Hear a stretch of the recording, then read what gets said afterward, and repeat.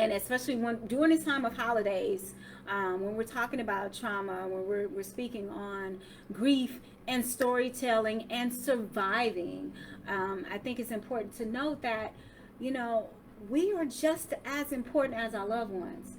And though unseen, that does not mean that they are not existing.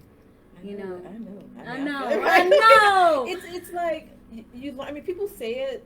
Your elders would say it, but you don't really realize until you get there that yes, these funerals, these things are for the living. It's like, they're watching you. They want you to be happy, but it's like it's in a way, I guess it's selfish, or not selfish, but it's more about, it's like me. It's like I want my mom, right? I want my parents back. I want that life back. And that's genuine. Yeah. It's okay to be selfish. Yeah. It's okay. It's okay to want those. I mean, to speak on it, I think one of the most traumatic things to date for me was the loss of my twin sister.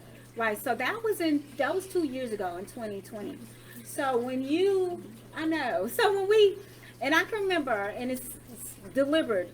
The reason why we're doing this live on Facebook, because sometimes when memories pop up for me on Facebook and I see certain things in it, those can be triggers. Yes. Those things can be triggers.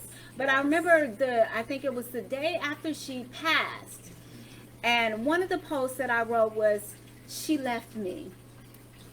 She left me alone. We came in the world together, and she left me. So bringing that back, and just the emotional distress, the emotional journey of trying to figure out what steps go next. How do I live a different life? Yeah. Because that's what it feels like. It feels like you're living something totally different. Yeah, it's not the same world. It's not. Even my thought of who I was, my name, my process of, of everything. We came in the world together. We shared this particular day. And I remember in defiance, my thought was, well, maybe you could just change your birthday. And it's like, girl, are you for real? How you gonna do that one? I heard of legally changing your name, but can you legally change your birthday? And seriously, why? Seriously, why? But disassociate from that day. Exactly. Yes. But realizing, no. There's no escape. There's no escape. You have to face this head on. You have to deal with it. You have to wallow. You have to cry. You have to become gutter and dirty.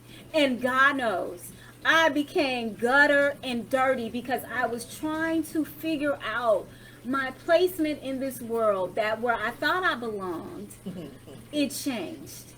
It changed, and it did not reflect what I saw, So learning how to rejuvenate, revitalize, transform, rename, redefine, and understand your individual and unique walk and who you are is just you. And that's freaking scary.